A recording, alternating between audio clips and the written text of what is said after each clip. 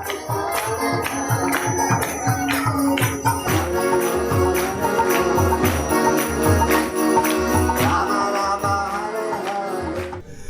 कृष्णा।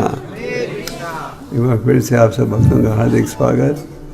ओम नमो भगवते वासुदेवाय। ओम नमो भगवते वासुदेवाय। ओम नमो भगवते वासुदेवाय। ओम ज्ञानतिमिरन्दस्य ज्ञानाञ्जनाशलाकया चक्षुर्मिलितं येन तस्मै श्रीचैतन्यमनोभीष्टं स्थापितं येन तदेव जय श्री कृष्ण चैतन्य प्रभु नित्यानंद।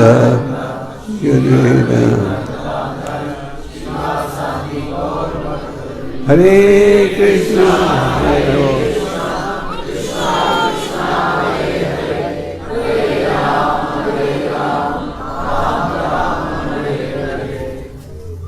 हरे कृष्णा। आज आप जानते हो खास दिन है। क्या है आज? हमारे गुरु महाराज जलंधर में आए। आज है क्रिसमस। क्रिसमस का नाम सुना है आपने? वो है जीसस क्राइस्ट का जन्मदिन। अब उन्होंने कहा जीसस के भगवान के बेटे थे। तो कल आप भक्त एक महान संत का तिरुभाव मनाओगे। क्या उनका नाम? मैंने सोचा कि थोड़ी चर्चा इस विषय पर की जाए। ठाकुर भक्ति विनोद एक महान संत है। लगभग सारे वैष्णव भजन जो हम गाते हैं इन सब की रचना लगभग ठाकुर भक्ति विनोद जी ने की है। उन्हें चैतन्य महाप्रभु जी की दिव्य शक्ति माना जाता है। चैतन्य महाप्रभु स्वयं भगवान हैं। श्री कृष्ण चैतन्य राधा कृष्ण नयनान्या। राधा कृष्ण प्रकट हुए चैतन्य महाप्रभु के रूप में पतितों के उद्धार के लिए। महाप्रभु के अप्रकट होने के पश्चात वैष्णव सिद्धांत का दुरुपयोग हो रहा था।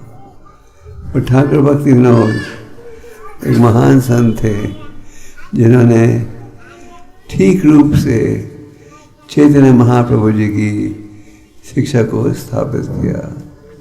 ठाकुर भक्ति विनोद जी ने लगभग 100 ग्रंथों की रचना की और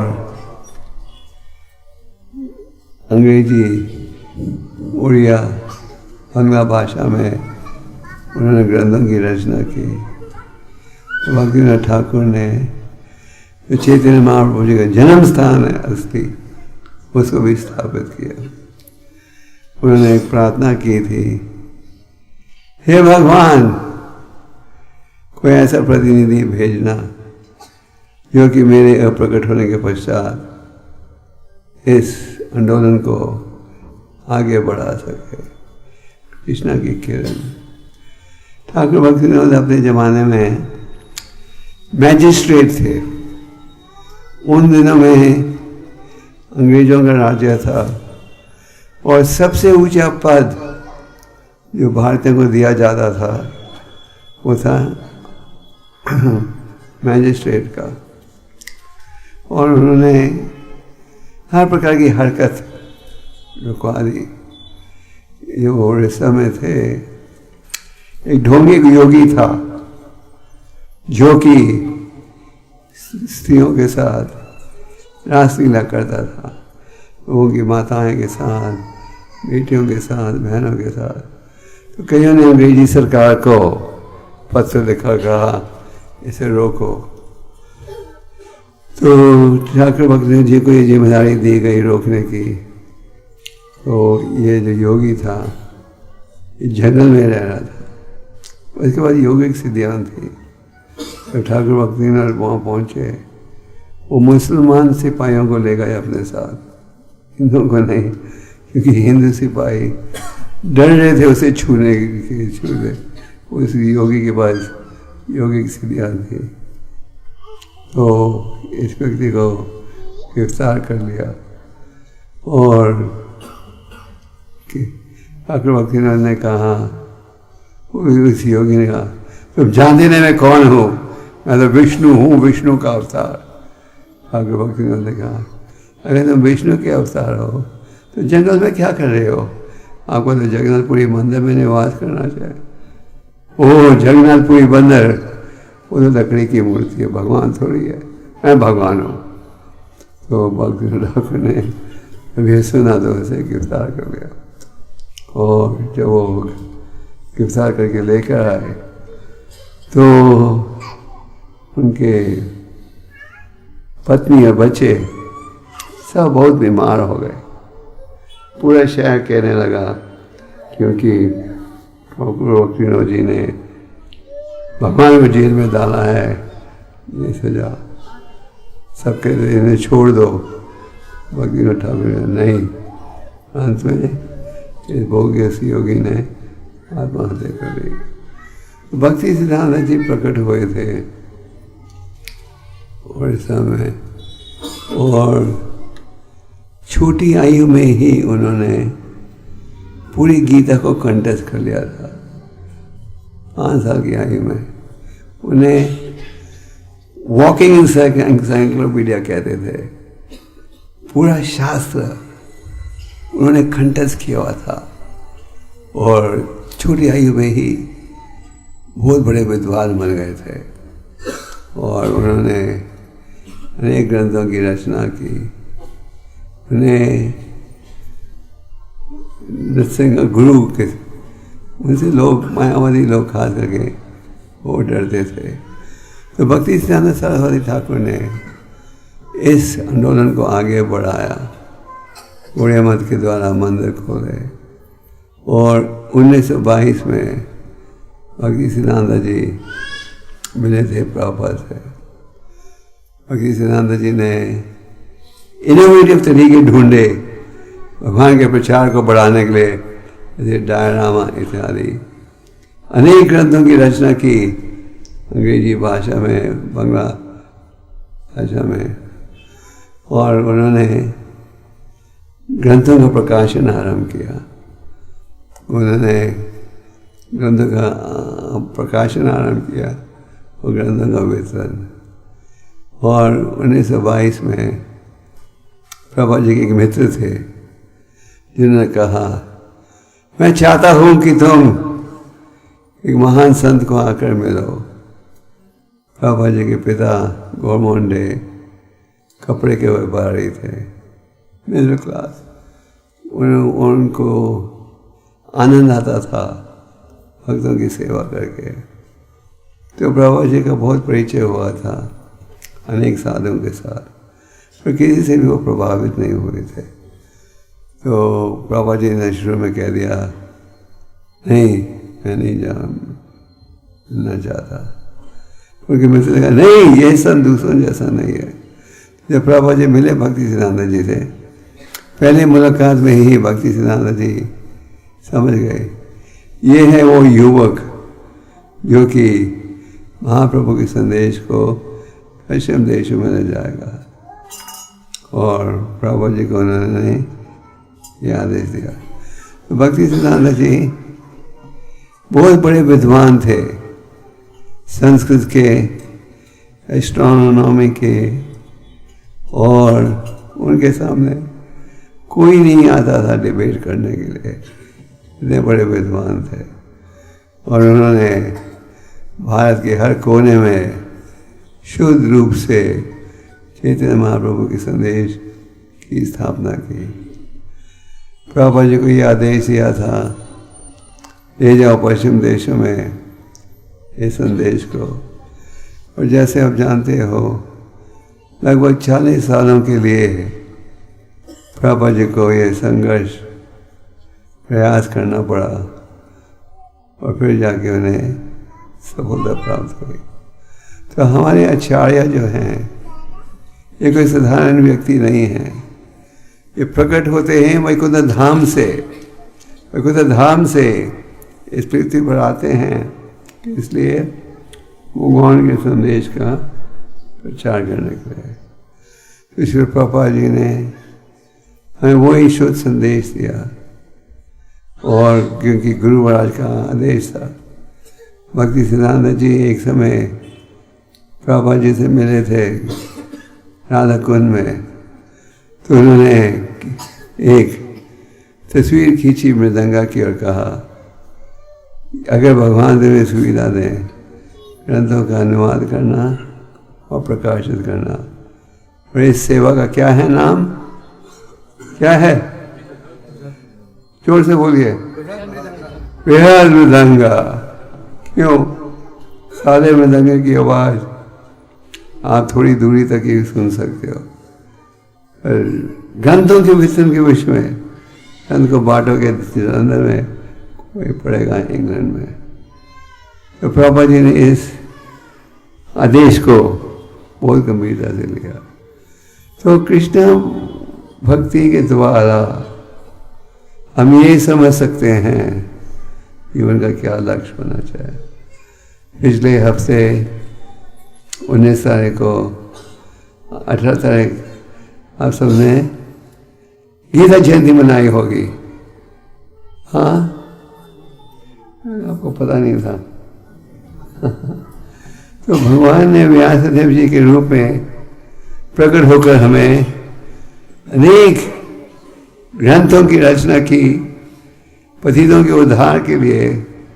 अगर आप इन ग्रंथों को पढ़ने जाओ तो जीवन की समाप्ति तक छोटा सा अंग भी अंश भी पढ़ पाओगे। और भगवान ने इनका सार दिया है किसमें? भगवद गीता में। गीता का एक और नाम है गीतोपनिषद। प्रभुपाद जी ने जब गीता प्रकाशित की, उन्होंने किस नाम से प्रकाशित की? Bhagavad Gita as it is, as it is. क्यों? क्योंकि प्रभुपाद जी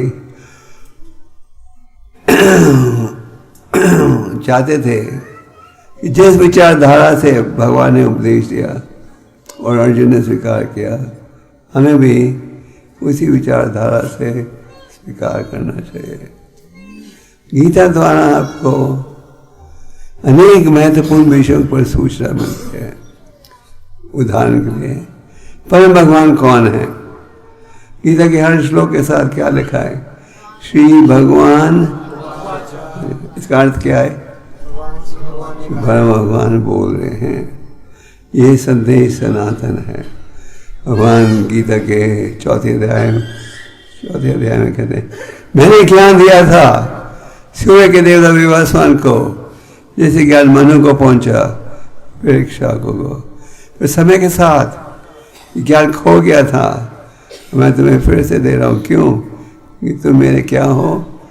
मित्र और भक्त। इसलिए तुम इस ज्ञान के दिव्य रहस्य को समझ पाओगे।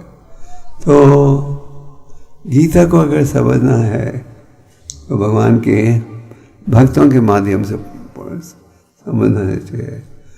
तो गीता में ये स्थापित होता है परम भगवान कौन है, और भगवान ये संदेश दे रहे हैं। और अर्जुन को जब भगवान ने विराट रूप दिखाया, अर्जुन ने क्या कहा? परम ब्रह्म परम धाम पवित्रम परमम भगवान। आप वो सबसे पवित्र, और ये सीता निराधा द्वैत ऐसा सबका निर्णय है। तो ये गीता का पहला विषय कि परम भगवान कौन है, कल्पना करने की आवश्यकता नहीं, शास्त्र में स्पष्ट कहा गया है। जैसे कि ब्रह्म संहिता में कहा गया है, ईश्वर परमा कृष्ण सच्चिदानंद विग्रह राधे गोविंद सर्व करना। जो ईश्वर है ये हर चीज के कारण है। गीता का एक और विषय जिसकी चर्चा है वो है आत्मा के विषय में। ये ज्ञान कौन सी अध्याय में प्राप्त होता है? कौन सी अध्याय में? मालूम नहीं। दूसरे अध्याय में, दूसरे अध्याय में अनेक श्लोक हैं जिनके द्वारा परम भगवान ये सूचना दे रहे हैं तुम हो कौन। और इस विषय में क्या कहते हैं? जिस प्रकार आप अपने वस्त्रों से देह को ढकते हो, उसी प्रकार ये आत्मा को क्या ढक रहा है? ये शरीर ढक रहा है। फिर भगवान कहते हैं जिस प्रकार हम अपने पुराने वस्त्रों को त्याग कर नए वस्त्र स्वीकार करते, ये आत्मा एक देह को त्याग कर अगला देह स्वीकार करती है। और आत्मा के विषय में आत्मा का मरण होता है नहीं। जाए दे मृत्यु वा कदाचन नाम जन्म नाम मृत्यु। तो ये समझना बहुत ही महत्वपूर्ण है, क्योंकि इसके द्वारा हम समझ सकते हैं कि हम हैं कौन। हम आईने के सामने खड़े रहते हैं देखने के लिए खूबसूरती बढ़ी कि नहीं। हम ब्यूटी पार्लर्स में जाते हैं विष्णु के अपने आप को खूबसूरत बनाने के लिए, है कि नहीं? तो हम कॉस्मेटिक सर्जन के पास जाते हैं, मेकअप करते हैं देह को सजाने के लिए। आत्मा को क्या हो रहा है कोई चिंता नहीं। पापा जी एक समय एक बड़े प्रसिद्ध महाविद्यालय में लेक्चर दे रहे थे। उन्होंने पूछा इस विशाल महाविद्यालय में ऐसा कोई अंग है जहाँ ये शिक्षा मिलती है कि आप हो कौन? ये भारत में कोई स्कूल है? इसको नहीं और चला है। तो भगवद गीता में भगवान कह रहे हैं आत्मा है को देह ढक रहा है, और आत्मा का रूप क्या है? सनातन। आप कहोगे अगर हम किसी चीज को देखते नहीं तो उसमें हम विश्वास नहीं करते। तो इस विषय में शास्त्र में कहा गया है आत्मा का प्रमाण है। क्या है प्रमाण? क्या है प्रमाण आत्मा का? हाँ, चेतना। जब तक आत्मा है चेतना रहेगी, और जब आत्मा शरीर को त्यागती है तो चेतना रहती है। हम कहते हैं वो चले गया हमें छोड़कर, शरीर तो वहीं है। कैसे कह रहे हो? क्योंकि कुछ शरीर में था जो अब नहीं है। और आत्मा के माप के विषय में आशा का क्या है माप? कितने इंच बाय कितने इंच? बाल के कोने को लेकर 10 भागों में बांटोगे, उसे 1/10 वो है आत्मा का माप। और आत्मा के कारण चेतना है। तो ये समझना बहुत आवश्यक है। भगवान अनेक श्लोकों के द्वारा इसी विषय को स्थापित कर रहे हैं, ये बताने के लिए कि देह हमारा स्वरूप नहीं है। तो अज्ञानता में हम सोचते हैं कि देह ही हमारा असली स्वरूप है, और सुबह से रात तक व्यस्त रहते हैं देह को संतुष्ट करने में। आध्यात्मिक ज्ञान भौतिक ज्ञान में क्या अंतर? भौतिक ज्ञान हमें ये शिक्षा देता है कमाओ किस लिए? इंद्रिय तृप्ति के लिए। हमारे हो तो खर्चो होटलों में इत्यादि। जैसे अभी 31 तारीख को न्यू ईयर ईव बड़े बड़े होटलों में बॉम्बे दिल्ली वगैरह में सब फुल हो गए हैं। लोग लाखों रुपए देते हैं एक टेबल के लिए। ये सोचते हैं हम हंसते हुए नया साल शुरू करेंगे, शराब पीते हुए तो सारा साल शराब मिलेगी। हमारे भक्त क्या सोचते हैं, हम कीर्तन करते नया साल शुरू करेंगे तो सारा साल सेवा में जाएगा। तो ये समझना आवश्यक है आत्मा के विषय में।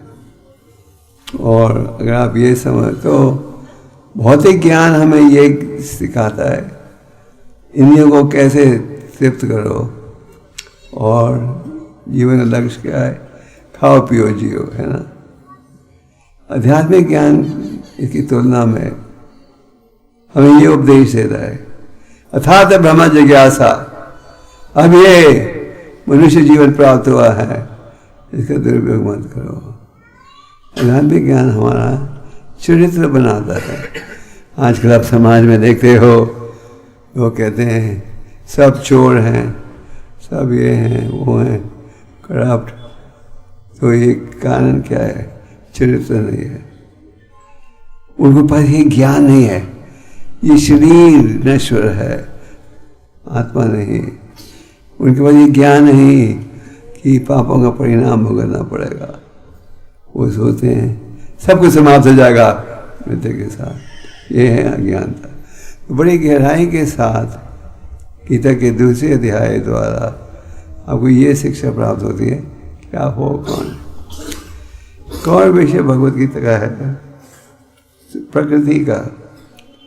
प्रकृति जो है किसके इशारे से चलती है, किसके, आपके, हाँ किसके, भगवान क्या कहते हैं, कौन सा वो श्लोक है, माया दीक्षे ना प्रकृति से, ये प्रकृति मेरे इशारे से चलती है।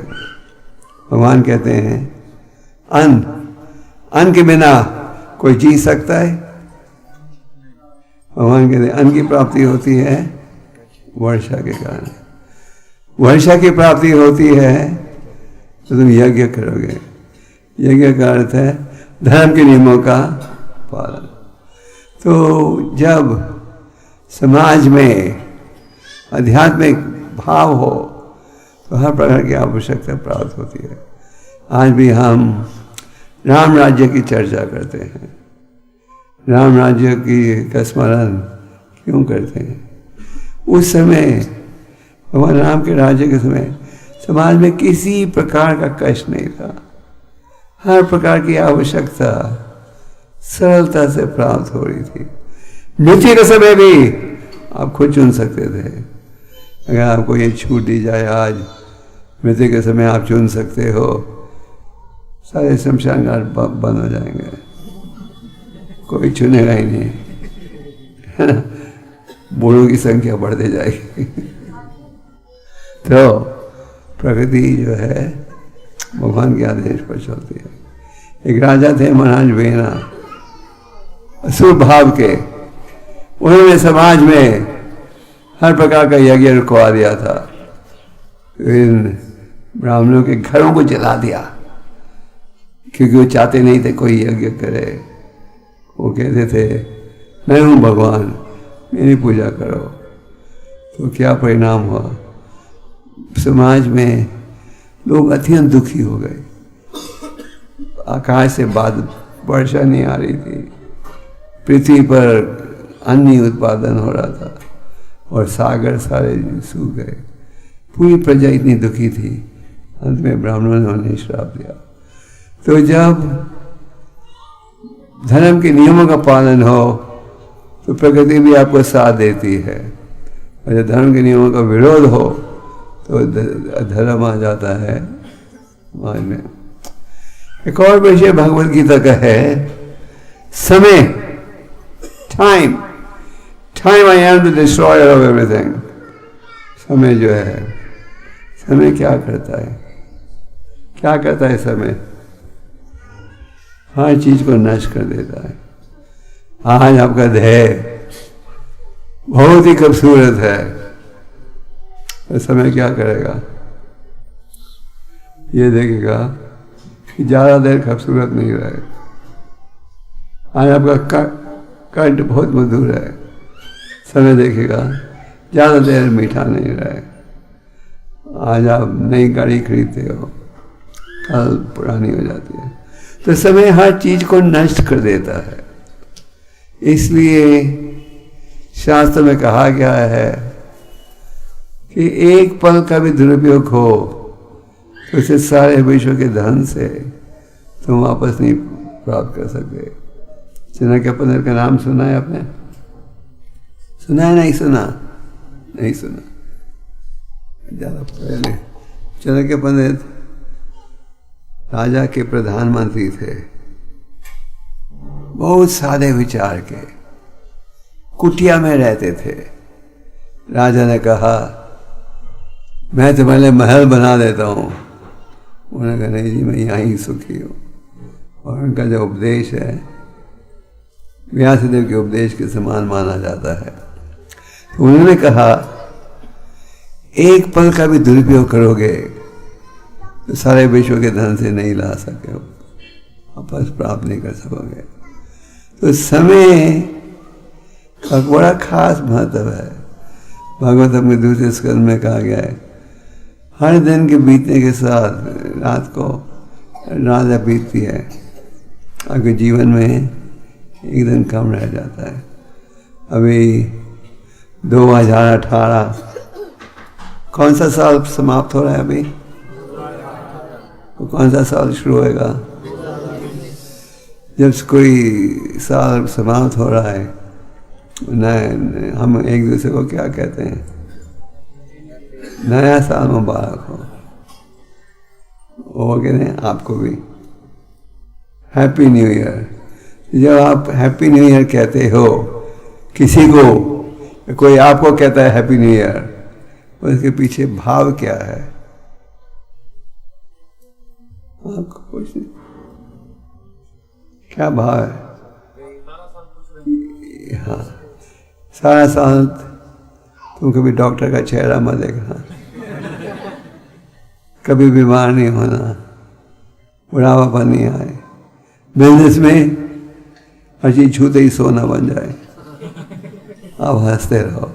आपने देखा है आप कभी सैर करने जाते हो पार्क में, हर पार्क में एक हंसने वाला का क्लब होता है जो पेट फुलाकर हंसते हैं, आहा। तो उनसे पूछो आप ऐसे हंसते क्यों हो? उनका सिद्धांत क्या है? सुबह हंसेंगे तो सारा दिन हंसते रहेंगे। आप हैप्पी न्यू ईयर कहते हो, मतलब कि नया साल खुशी से मनाओ। ये आपने पिछले साल भी कहा था लोगों को कि पहली बार बोल रहे हो? हर साल बोलते हो? मान लो आपने 2016 में कहा लोगों को हैप्पी न्यू ईयर, नया साल मुबारक हो। 2016 के आखिर समाप्ति में आप हिसाब किताब करो, बुक कीपिंग, क्या देखोगे? का स्थाई। अभी 2018 खत्म होने वाला है। हाँ, तो 2018 का बैलेंस शीट बना सकते हो।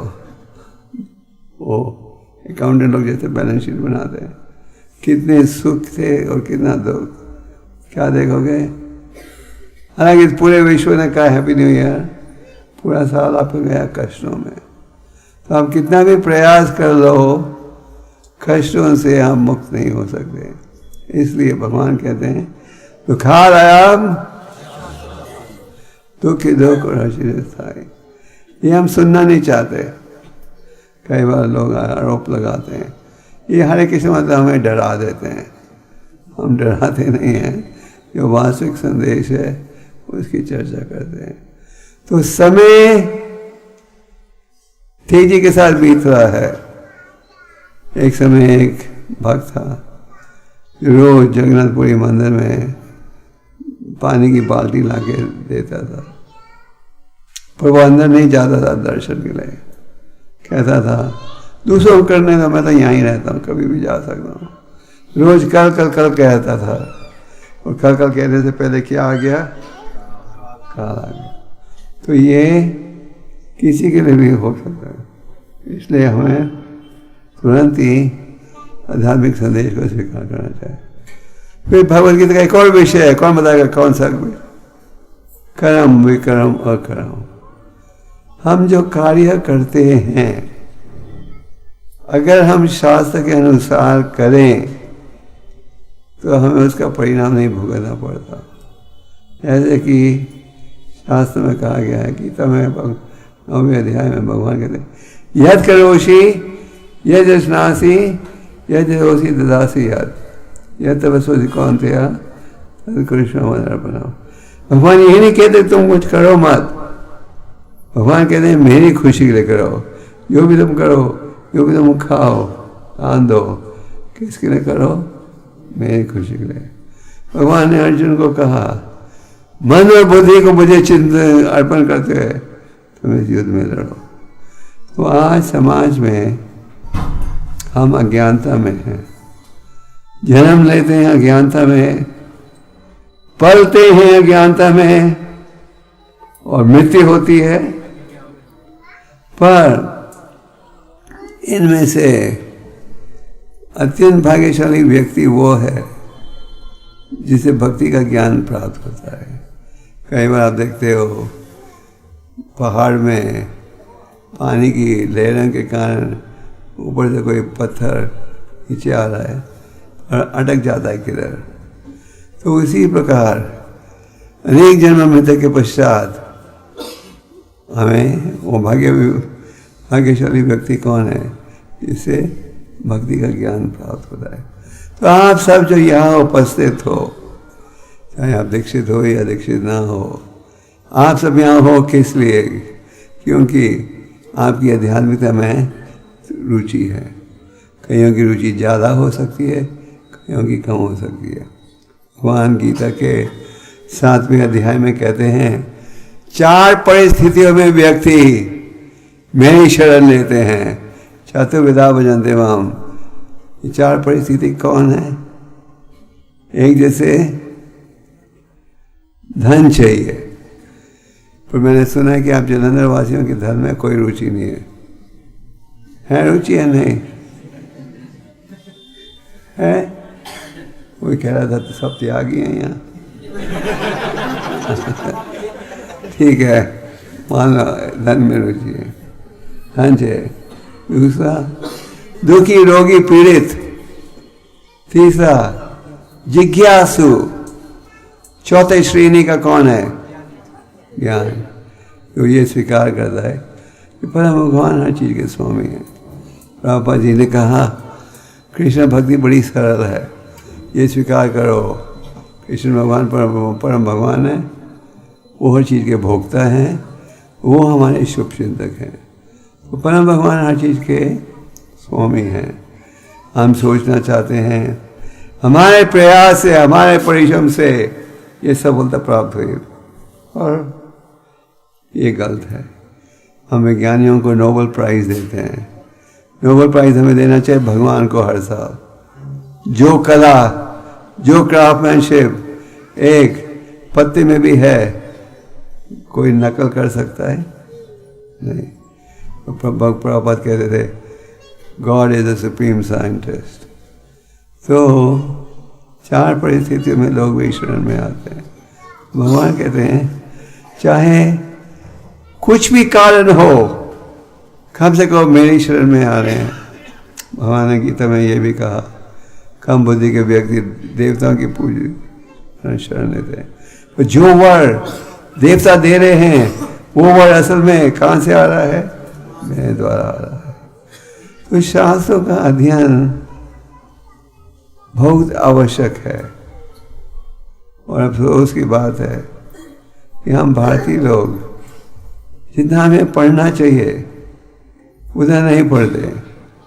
इसको उनके जो विदेशी भक्त हैं वो कई बार सिद्धांत को ज़्यादा अच्छी तरह जानते हैं क्योंकि वो किताबों को पढ़ते हैं। तो हमें भी पढ़ना चाहिए। तो गीता के द्वारा हमें असली सुख शांति का उपाय मिलता है। प्रधान महाराज कहते हैं नहते विधुम स्वर्त गति में विष्णु। लोग ये नहीं जानते असली सुख कैसे मिलेगा। आप सब जो यहाँ उपस्थित हो आप जानते हो, इसीलिए आप इधर आए हो। पर जब हम भक्ति में जुड़ते हैं, कई माया हमें विचलित करने का प्रयास करती है। हाँ ये सिखाना चाहती है। क्या है जल्दी, अभी तो बहुत समय है, बहुत समय। एक समय हमारे गुरुजी एक अमेरिकन ब्रह्मचारी को संन्यास दे रहे थे। संन्यास का अर्थ है जिसका औरतों से और घरेलू स्थिति से कोई संबंध नहीं है। तो एक भारतीय रिपोर्टर था, स्वामी जी आप मेरे जवान लोगों को संन्यास दे रहे हो, शास्त्र में तो लिखा है बूढ़ों को देना चाहिए। तो प्रभुपाद की आयु थी लगभग 75 साल, ये था 30 साल का। तो प्रभुपाद ने कहा कि बूढ़े व्यक्ति किसको कहते हैं? तो इसने कहा जो मृत्यु के निकट हो। तो प्रभुपाद ने कहा तुम मुझे कह सकते हो यकीन के साथ तुम्हारी मृत्यु मेरे से पहले नहीं होगी? उसने कहा नहीं। फिर प्रभुपाद ने कहा तुम ही बूढ़े हो। तो हम सब बूढ़े हैं क्योंकि हम सब किसी समय भी यमुना जी आ सकते हैं। अब वो कहने के लिए चलो कोटा खत्म नहीं होना, चलो आपको भी नहीं कोटा नहीं। एक समय एक वकील मरने वाला था, तो वकील ने कहा यमुना जी मेरी जान नहीं ले सकते, आपने पहले मुझे सूचना नहीं दी कि मृत्यु आने वाली है। यमुना जी ने कहा कौन कहता है तुम्हें मैंने सूचना नहीं दी? आज तुम्हारे सिर में कितने बाल है? कहा मैं तो हरे कृष्ण जैसे टकला हो गया हूँ। उसने कहा 10 साल पहले कितने बाल थे? मैंने कहा पूरे बाल थे। आज तुम्हारे पैरों में इतनी कितनी शक्ति है? आज तो मैं चल ही नहीं सकता। और 15 साल पहले 20 साल पहले क्या थी, हम तो ओलंपिक टीम में थे। तो ने कहा तुम्हारी आंखें कमज़ोर होते गई, बाल गिरते गए, बाल सफ़ेद होते गए, हाथ कमज़ोर होते गए, और ये सब नोटिस आ रहा था रोज मृत्यु के निकट तुम जा रहे हो, तुमने ध्यान ही नहीं दिया, अब मरो। हम सबको रोज सूचना मिल रही है आपकी ज़िंदगी में एक दिन कम हो गया। अभी 2019 शुरू हो जाएगा, 2018 में गया, कितनी तेजी के साथ। तो आप सब जो यहाँ उपस्थित हो, आपको दृढ़ होकर भगवान की शिक्षा का पालन करना चाहिए। भगवान के रूपा गोस्वामी जी कहते हैं उत्साह निश्चय धैर्यत तत्तर कर्म प्रवर्तनत संगति आगे सतव्रते सदी भक्ति प्रसिद्धि। रूपा गोस्वामी एक महान संत थे, लगभग प्रधानमंत्री थे उस समय के सबसे प्रसिद्ध राज्य के राज्य में।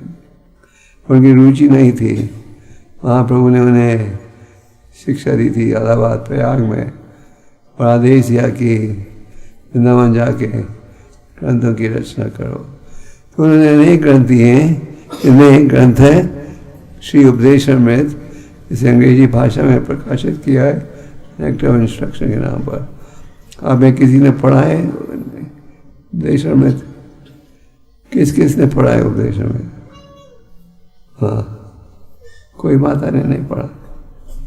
तो एक ने रूपा गोस्वामी कहते हैं भगवान की भक्ति कर रहे हो तो उत्साहित होना चाहिए, उत्साहित निश्चय दृढ़ होकर नहीं करोगे तो सफलता कठिन है।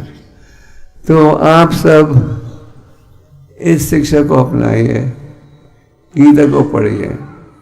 हम अखबार पढ़ते हैं, टीवी देखते हैं, आज सबके पास सेलुलर टेलीफोन है। कोई ऐसा सज्जन है इस सभा में जिसकी जेब में स्मार्टफोन नहीं हो? सबके पास है, 1 2 3 कितने, कई तो 3 स्मार्टफोन रखते हैं। अच्छा, तो स्मार्टफोन में क्या करें लोग आजकल? कंप्यूटर गेम्स खेल रहे हैं। पूरे विश्व में लोगों का एवरेज है 45 मिनट्स गेम खेलना रोज। भारत का एवरेज है दुगना। हम स्मार्टफोन में मोबाइल गेम खेलते रहते हैं, सोचते हैं कि इससे आनंद मिलेगा। आजकल बच्चों के पास जाओ बात करने, बात करेंगे आपसे? जाओ जाओ गेम खेलने दो। तो उसमें भी आप एयरपोर्ट पर में जाओ, जहाज में जाओ, कहाँ भी जाओ, उसमें मोबाइल गेम। हिंदुस्तान में कुछ बीड़ी वाले सब कुली सबके पास टेलीफोन है। आप तो जानते हो वो जियो टेलीफोन ने काफ़ी सुविधाएं दे दी है ना। कितने फिल्में देख सकते हो, लाखों को फिल्मी गाने सुन सकते हो। तो लोगों ने क्या सोचा, देखो रोज 2-2 फिल्म देखेंगे, रोज 10 गाने सुनेंगे, पर उसे क्या लाभ? पुनः चरवना नाम प्रधान कहते हैं, चबे दाने को फिर से चबाते हैं। तो इन कार्यों के द्वारा सुख प्राप्त नहीं होगा। और पर अगर आप भगवान की शिक्षा को अपनाओ, क्या है शिक्षा? कलियुग में दोष ही दोष है। खले दोषी निधि राजन अस्ति का महागुना। परीक्षित महाराज ने कहा, परीक्षित महाराज ने पूछा, सुखदेव जी बताइए कलियुग में लोगों का उद्धार कैसे होगा? जो वैष्णव संत होते हैं केवल अपने स्वार्थ का नहीं सोचते, पूरे समाज के स्वार्थ का सोचते हैं। उन्होंने पूछा, बताइए कैसे होगा उद्धार? सुखदेव गोस्वामी ने कहा, करे दोषी राजन अस्ति एक गुना। जहाँ देखो दोष है, पर एक गुण है, कृष्ण से एवं कृष्ण परम विजय। एक गुण है, वो क्या है? हरि का नाम। तो ये हरि का नाम है भगवान की भेंट, और ये है चिंतामणि परस्पथ जैसे। नाम चिंतामणि कृष्ण चेतना स विग्रह पूर्ण शुद्ध नित्य मुक्तो बेनद्वाम नाम नामिना। भगवान के जो नाम है चिंतामणि परस्पथ जैसे हैं। यहाँ कोई भी ले, ज्ञान से अज्ञान से उसका केवल लाभ होगा। तो ये नाम में रुचि बढ़ाना हम सबका कर्तव्य होना चाहिए। हर नाम में रुचि बढ़ाओ, और ये है असली सुख साधन। गीता को पढ़ो, गीता में शांति का उपदेश है। कहा जाता है गीता पढ़ने से हर समस्या हल हो सकती है, हर समस्या का उत्तर आप प्राप्त कर सकते हो। तो इसको अब लीजिए। आज समाज में आप क्या देखते हो? चिंता, तनाव, निराशा, बेचैनी तेजी से बढ़ते जाती हैं। हमारे प्रधानमंत्री का एक आंदोलन है स्वच्छ भारत, जानते हो? हमारा आंदोलन है स्वच्छ हृदय। हृदय को साफ करोगे तो चरित्र बनेगा। हृदय में मैल रहेगी, यही सोचोगे चापलूसी करके कैसे अब अमीर बन जाओ, है ना। तो आप सब यहाँ उपस्थित हो क्योंकि आपकी आध्यात्मिकता में रुचि है। कृपा करके इसे गंभीरता से स्वीकार कीजिए। इस्कॉन संस्था का एक ही उद्देश्य है, आपको असली खुशी देना। तो भक्ति सिद्धांत सरस्वती ठाकुर वो महान संत थे जिन्होंने प्रभुपाद जी से कहा तुम ले जाओ इस संदेश को पश्चिम देशों में। उन्हें विश्वास था चैतन्य महाप्रभु जी की भविष्यवाणी थी 500 साल पूर्व। पृथ्वी पे आचे जाता नगर आदि गाम सर्वदा प्रचार विमोहन। विश्व के हर कोने में एक दिन हरि नाम का उच्चारण होगा। तो आज आप विश्व के किसी कोने में जा सकते हो, आपको इस्कॉन का केंद्र मिलेगा। प्रभुपाद जी की भगवद गीता जिन्हें उन्होंने अंग्रेजी भाषा में की थी, उसका अनुवाद हर प्रसिद्ध भाषा में हो गया है, चाहे चाइनीज़ हो, जापानीज़ हो, रशियन हो, सब उर्दू, सब भाषा में आप इन ग्रंथों को प्राप्त कर सकते हो। तो कृपा करके है नाम लीजिए, गीता पढ़िए, और गीता पढ़ने से ज्ञानता दूर होगी, आपको असली सुख मिलेगा। और अच्छी संगत में रहिए, भक्तों की संग में रहो। साधु संग सर्वसा सकाया, और ये है सुख का साधन। तो समय तेजी से बीत रहा है, 2018 लगभग समाप्त हो गया। आपको याद होगा अब 2017 समाप्त हुआ, अब 2018 को राह देख रहे थे, है ना, 18 भी समाप्त हो गया। तो आपकी जिंदगी में उतना समय कम बच गया है। हम क्या सोचते हैं, हमारा स्पेशल रिश्ता यमराज से, यमराज जी हमारी इजाज़त देंगे फिर ही हमें नोटिस मिलेगा। किसी की इजाज़त नहीं देंगे। तो कदम कदम पर खतरा है, ऐसी सुख शांति चाहिए। ब्रह्मभूत प्रसन्नात्मा सोचती न कंक्षति, इस आध्यात्मिक ज्ञान को अनुभव कीजिए और असली सुख प्राप्त कीजिए और इनाम कीजिए। 16 माला हम करते हैं, क्यों? 16 माला जाप करोगे 1.5-2 घंटे लगेंगे, बाकी समय अपने आप को भक्ति में जोड़ सकोगे। तो ये महामंत्र का जाप कीजिए। कृष्ण भगवान असली चीज़ है। प्रभुपाद जी ने कहा, one god Krishna, one book Bhagavad Gita, one mantra Hare Krishna मंत्र, ये हमारा स्टैंडर्ड। तो इन सबको स्वीकार कीजिए, अपने जीवन को सफल बनाइए। हे कृष्ण।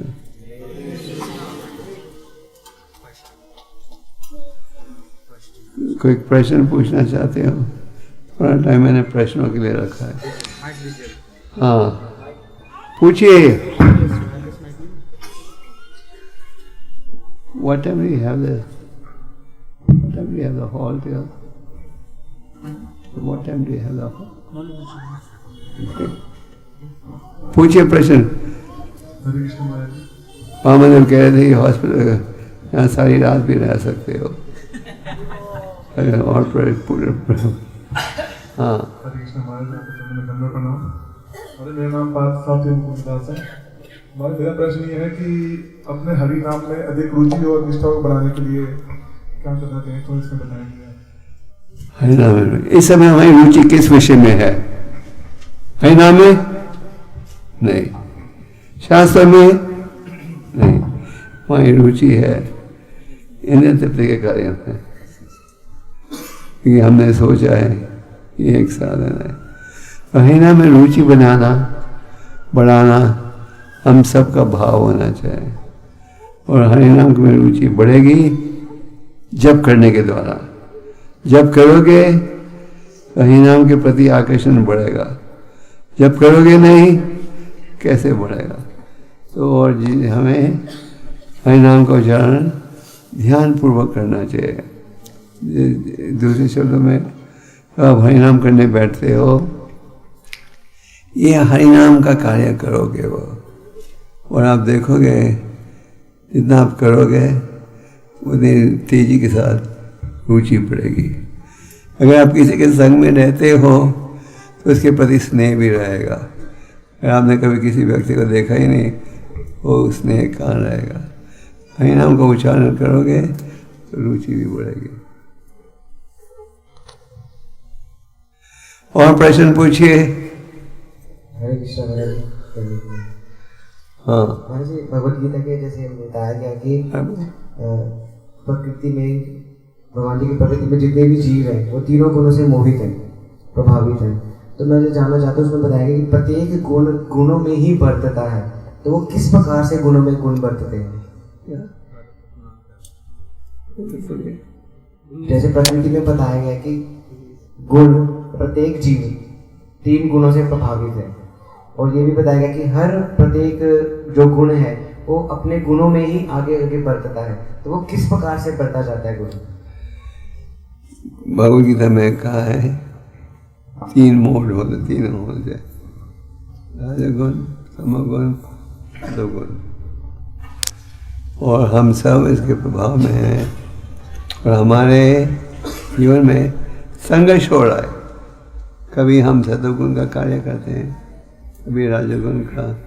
ऐसे कई लोग यहाँ आए हैं उपदेश सुनने, तो यही घर जाकर टीवी ऑन करेंगे, फिल्में देखेंगे, राजगुण तमोगुण के प्रभाव में होगा। तो इसी प्रकार हमारे जीवन में संघर्ष होते रहता है। भगवान कहते हैं तीनों गुणों के पार जाओ, शुद्ध सत्व जीवन बिताओ। तो वो है जब हम भगवान के चरणों में समर्पण करना चाहें। तब तीनों गुणों के पार हमें जाने का प्रयास करना चाहिए, और अगर हम नहीं करें तो गुणों का प्रभाव बढ़ते जाएगा। पर अच्छी संगत और शास्त्रिक शिक्षा का पालन के द्वारा आप इसे रोक सकते हो। जैसे अच्छी खुराक और दवाई से आप इलाज कर सकते हो, हम इसका इलाज कर सकते हैं हरिनाम और शास्त्रों के अध्ययन के द्वारा।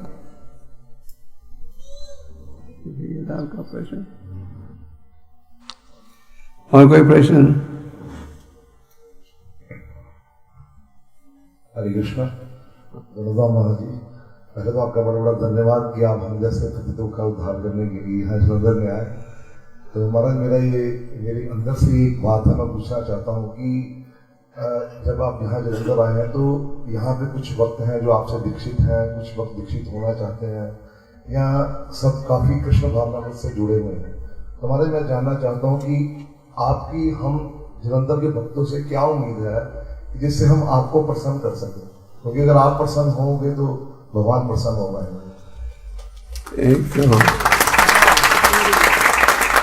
हमारी जो इच्छा है एकता के साथ इस्कॉन के बैनर पर सेवा करो, क्योंकि इस्कॉन एक ऐसी संस्था है जो प्रभुपाद जी ने स्थापित की और जो नियमों के आधार पर चलती है, और प्रसन्न करने के लिए शिक्षा का पालन करो।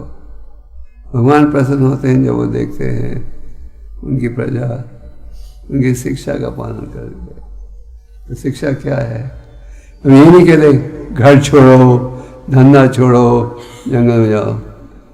आप गृहस्थ आश्रम में रहना है, रहो, पर 4 नियमों का पालन करो, जाप करो, किताबें पढ़ो, बस, और प्रचार करो, बस।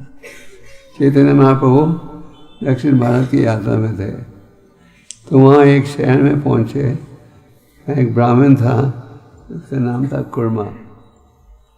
कुर्मा ब्राह्मण ने कहा, मैं तो घर में बड़ा दुखी हूँ, आपके साथ चलना चाहता हूँ, ले चलो मुझे अपने साथ। महाप्रभु ने कहा, मेरे साथ चलने की कोई आवश्यकता नहीं, घर में ही रहो, हरिनाम करो, और हरिनाम की महिमा सुनाओ, गीता पढ़ो, गीता की महिमा सुनाओ, और इस प्रकार तुम हमेशा मेरे साथ रहोगे, मैं सदा तुम्हारे साथ रहूँगा। ये कुर्मा ब्राह्मण का उपदेश हम सब के लिए है।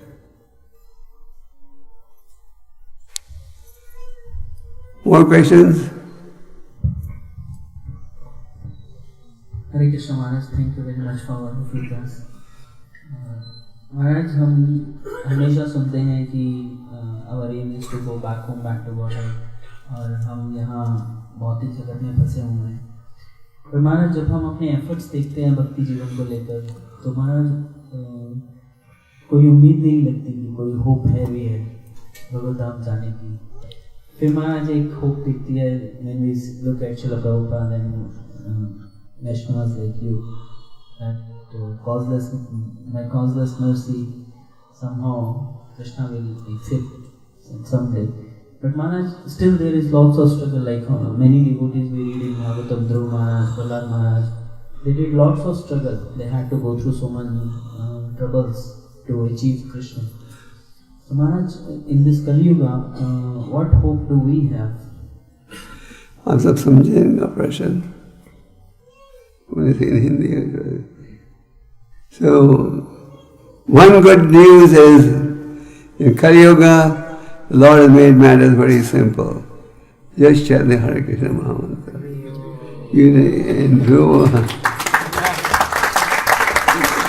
इनका कहना था इस युग में हम कैसे भगवान को प्राप्त करें।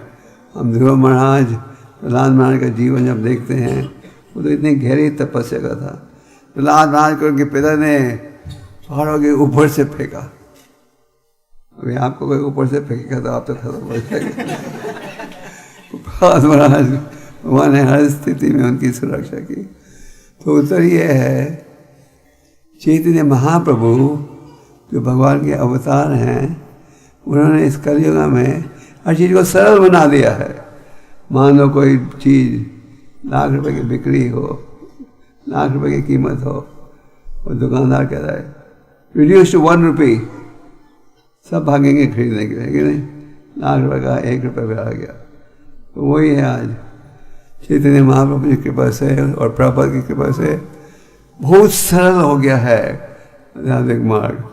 जब भी हम फायदा नहीं उठा रहे, यह है दुर्भाग्य। थोड़ा सा आपको प्रयास करना पड़ेगा। अगर आप सोचो कि प्रयास करे बिना सफलता आ जाए, वो नहीं संभव। थोड़ा प्रयास करना पड़ेगा। प्रभुपाद कहते थे आप 1 कदम उठाओ भगवान की तरफ, भगवान 10 कदम उठाएंगे। आप तैयार हो सब 1 कदम उठाने को? पक्का? ओके, और प्रश्न?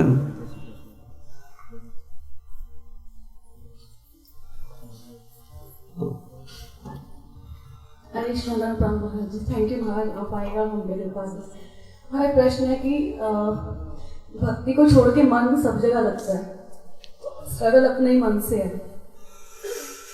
ठीक है, आपने भक्ति को छोड़कर हमारा मन सब हर जगह भटकता है। तो आप मन को भटकने दो और आप अपनी बुद्धि को लेकर कृष्ण का स्मरण करो। इसलिए भगवान कहते हैं मन मन बाबा मत भक्तो, माता जी मन नमस्कार करो, मेरा चिंतन करो, मेरे भक्त बनो। तो मन को कंट्रोल करो। हमारे परम गुरु जी, जिनका कल तिरुभाव है, भक्ति सिद्धांत जी कहते थे रोज सुबह जब जागो चप्पल लेकर 100 बार सिर में मारो, हम तुम्हें नहीं सुनेंगे, हम तुम्हें नहीं सुनेंगे, तुम्हारे आदेश का पालन नहीं करेंगे। और रात को एक झाड़ू लेकर मारो 100 बार। मतलब कि बार बार अपने आप को याद दिलाओ, हमने चंचल मन के आदेश को नहीं सुनना, हमने बुद्धि द्वारा मन को वश में लाना है। यह चाबी आपके हाथ में है। Okay, more questions?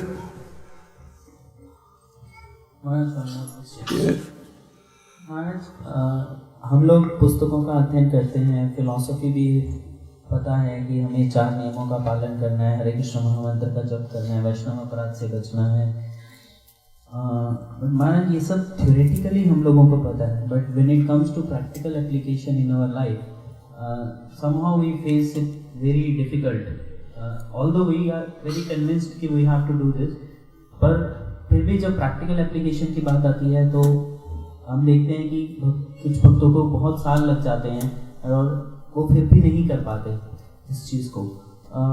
महाराज जब थ्योरेटिकल इतना कन्विक्शन है तो प्रैक्टिकल एप्लीकेशन में ऐसी क्या दिक्कत है कि जो हम लोग नहीं कर पा रहे हैं? Everything is possible with determination. We need determination. दृढ़ होकर हर चीज में आप सफलता प्राप्त कर सकते हो। कठिन है, हमें सोचना चाहिए माया द्वारा जो दंड मिलेगा वो जैसे लाखों गुना कठिन है। माया आपको छोड़ती नहीं है इस आने से। वो पुलिस वाले मारते हैं ना कैदी को, वैसे मार खानी पड़ेगी। माता के घर में आपको अगर कोई कहे ऐसे बैठो, सीधे आप बैठ सकोगे कि 5 मिनट 10 मिनट 15 मिनट, रामदेव भी से ज़्यादा देर नहीं बैठ पाएगा। आपको वो स्थिति में बैठना पड़ेगा 9 महीने का। फिर बुढ़ापा, बीमारी, हम लोग देखते हैं बूढ़े व्यक्तियों को, हम कहते हैं आह कितना दुख की स्थिति है। मैं कई बार विदेश में ओल्ड एज होम में जाता हूँ भक्तों को मिलने, वहाँ देखता हूँ लोगों की स्थिति। यही लोग जो जवानी में खेल रहे थे आज इतना तड़प रहे हैं। बुढ़ापा, बीमारी, मृत्यु ये हल्की चीज़ें नहीं है। तो चुन लो क्या चाहिए आपको, ये कष्ट चाहिए या भक्ति का कष्ट। भक्ति द्वारा जो तपस्या है वो आनंदमय है।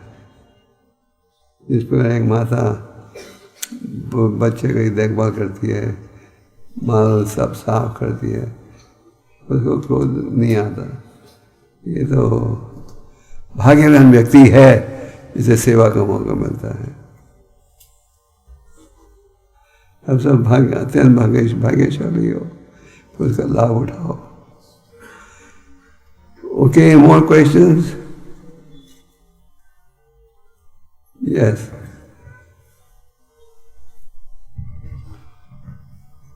हरे कृष्णा महाराज, हमें जैसे पता है कि हमारी बीमारी की दवाई हरि नाम है, पर हम ये चीज़ महसूस करते हैं कि ज़्यादा समय हम ध्यान पूर्वक जप करने में वो इस चीज़ का स्मरण करना और इसे इम्प्लीमेंट करना ये चीज़ नहीं कर पाते, और बहुत ही कम बार हम ये चीज़ हम स्मरण कर पाते हैं और इसे एटलीस्ट सोच पाते हैं कि मुझे ध्यान पूर्वक जप करना है। तो इस चीज़ को कैसे हम सेगमेंट कर सकते हैं? इसलिए कहा गया है साधु संग में रहो, खास करके एडवांस साधु, उनके संग में रहोगे तो सदा सुनते जाओगे इनकी आवश्यकता क्या प्रतिकूल है क्या अनुकूल है। हमारे शास्त्रों में हर प्रश्न का उत्तर है, हर समस्या का हल है। हमें केवल इसका लाभ उठाना है। और इस कॉन्फ्रेंस में आपको अनेक साधनों से संबंध आता है कि शिक्षा का लाभ उठाओ।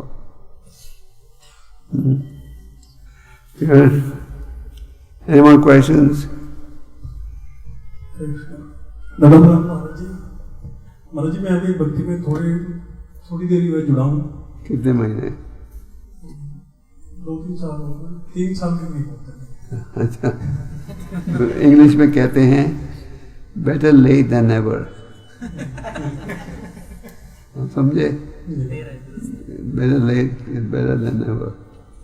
हाँ, पूछिए। महाराज जी, आपने जैसे कहा कि स्वच्छ हृदय के बारे में, क्या? स्वच्छ हृदय। हाँ। तो मैंने महाराज जी ये देखा कि कहने तो चाहिए, मतलब है तो आधा मैं जो कहने लगा कि मैंने कई अपने सीनियर्स को यहाँ पे देखा। जैसे तो मेरा थोड़ा सा कि मैंने ये देखा कि मतलब जब से मैंने सुना कि जैसे जब करते रहते हैं तो चरित्र निर्माण होता है, अच्छा चरित्र निर्माण होता है। तो मैंने पर जैसे मेरे को कुछ लगा कि जैसे कि मतलब मैं अपनी बात करता हूँ, मेरा चरित्र में अच्छा निर्माण जैसे होना चाहिए, बढ़िया, वो मैं किसी प्रश्न क्या है? तो मतलब जब हरे कृष्ण महामंत्र करते करते चरित्र जो है, हृदय जो है वो शुद्ध होना चाहिए, पर वो नहीं हो रहा। ये आपकी विनम्रता है कि आप कह रहे हो बिल्कुल नहीं हो रहा। थोड़ा तो हो रहा होगा, नहीं तो आप यहाँ होते नहीं।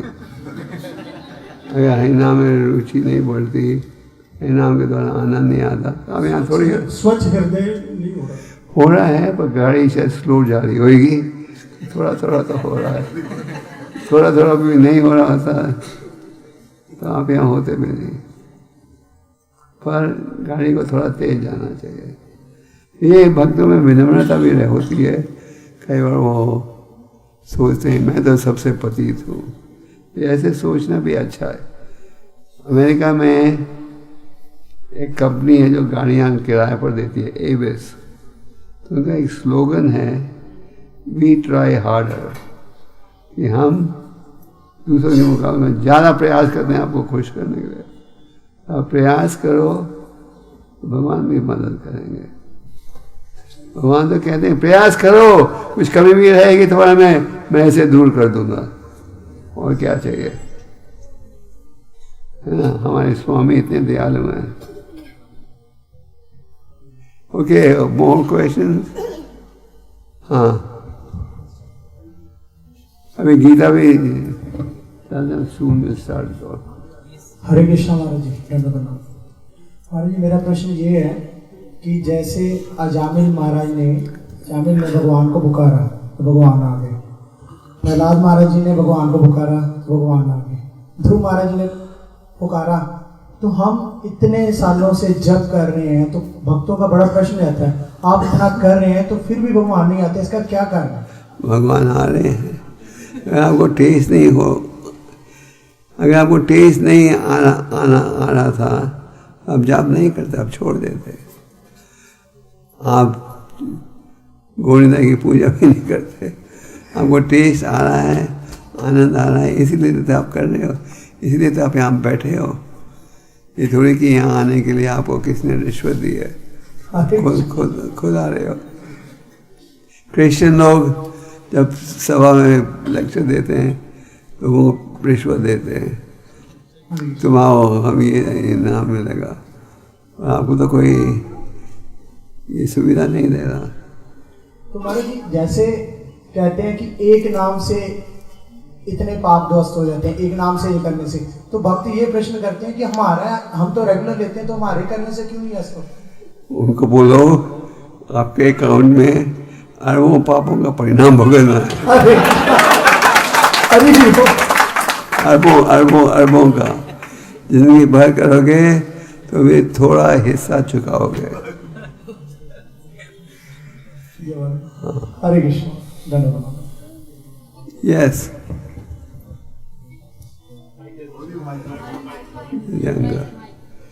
नाम से गीता। हरे कृष्ण महाराज जी, कृष्ण भगवान जी भगवान कैसे बने थे? वो शुरू से भगवान थे, इसलिए उन्होंने अद्भुत लीला प्रकट की, गोवर्धन परिक्रम, गोवर्धन पर्वत को भी उठा दिया। Thank you Prabhu ji. Last question, any more questions? Hare Krishna Maharaj. Maharaj, मेरा क्वेश्चन था, महाराज आज जैसे आपने अभी बताया कि मृत्यु का भय नहीं होना चाहिए अगर जो कृष्ण की भक्ति करते हैं, लेकिन वो चला गया जैसे आपने कहा था, लेकिन वो तो वहीं पड़ा हुआ, शरीर तो वहीं पड़ा हुआ, इसका ज्ञान होते हुए भी अज्ञानता का जो पड़ता है वो क्यों पड़ा रहता है? हम जन्म लेते हैं अज्ञानता में। अभी आपको इंजीनियरिंग डिग्री चाहिए तो कोर्स करना पड़ेगा, पास करना पड़ेगा, फिर डिग्री मिलेगी, है कि नहीं? तो इसी प्रकार हमें भी प्रयास करना पड़ेगा, जैसे भगवान ने आचार्यों ने दिया है, तो ही अज्ञानता दूर होगी। और हम मेहनत करना नहीं चाहते, संत के पास जाते हैं, स्वामी जी आशीर्वाद दे दो। आशीर्वाद किस लिए? भगवान के शरणागत होने के लिए नहीं, आशीर्वाद दो कि हम धनी बने। तो आप प्रयास करोगे तो ही नतीजा भी आएगा।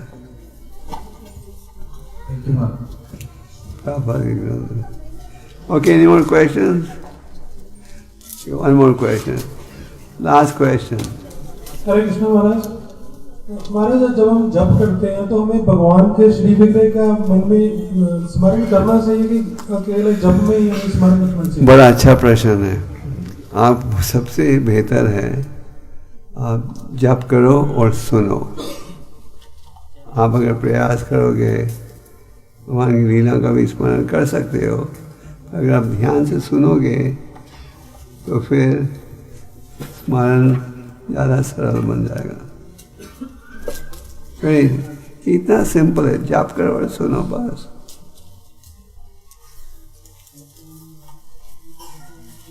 हर व्यक्ति कर सकता है। और कोई प्रश्न? हरे कृष्णा महाराज जी, प्रणाम।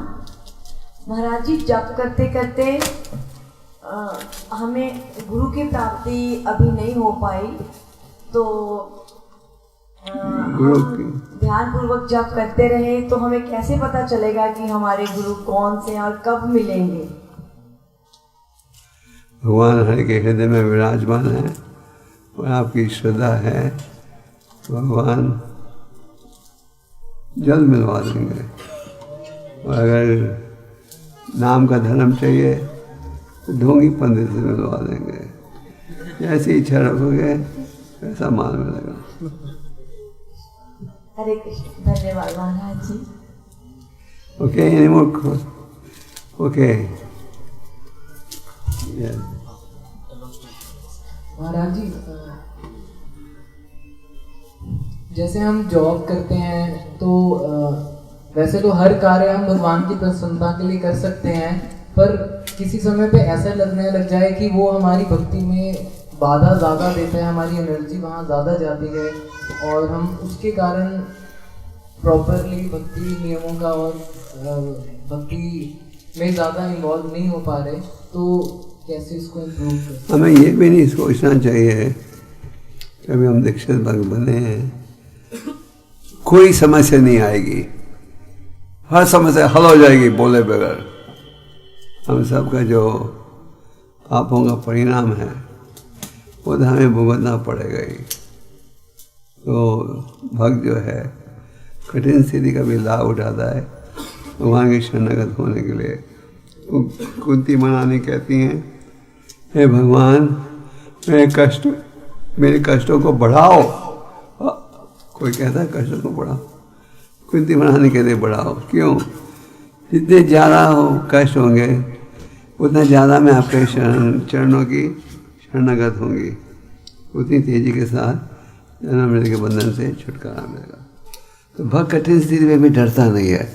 ये नहीं, कठिन स्थिति में ये नहीं सोचता भगवान मुझे क्यों आपने दिया, मैंने क्या किया था। हाँ। ओके।